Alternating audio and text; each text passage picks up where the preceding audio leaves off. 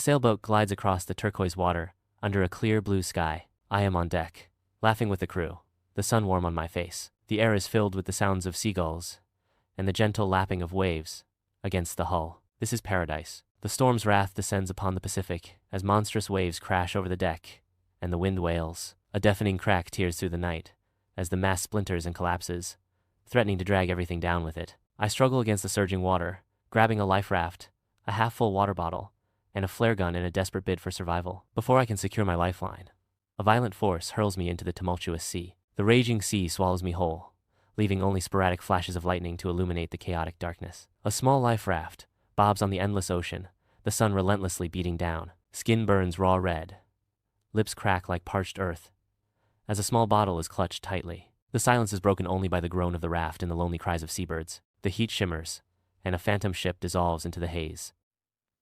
Under the relentless sun, I drift on a makeshift raft, the ocean's vastness mocking my solitude. My cracked lips bleed as I desperately attempt to collect rainwater, each drop a fleeting promise. The ocean stretches endlessly, a stark reminder of my isolation. The relentless sun beats down as I sit on the raft, surrounded by endless ocean. Fish swim just beneath the surface, visible yet maddeningly beyond reach. Hours turn into an eternity as I use my broken watch as a desperate lure. At long last, a small sardine is hooked, a tiny victory against starvation. Without hesitation, I devour the raw fish, the taste of life flooding my senses. A ship appears on the horizon, igniting a flicker of hope. Desperate, I shoot a flare into the sky, a burst of color against the vast emptiness. The ship vanishes over the horizon, crushing my hope. I collapse onto the raft, overwhelmed, as tears stream down my face. The endless ocean stretches out, a lonely raft adrift. Dark shadows circle beneath, unseen threats lurking. The raft shudders violently, a sudden, brutal impact. Terror grips me.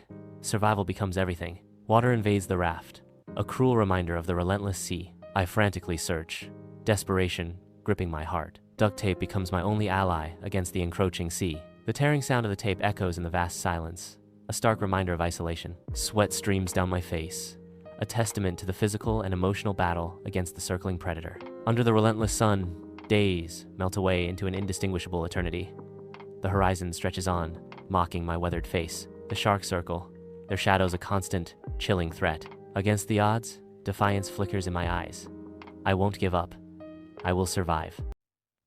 Under the scorching sun, I drift aimlessly on a makeshift raft, the endless ocean mocking my solitude. My bloodshot eyes strain to focus as cracked lips whisper a desperate hope.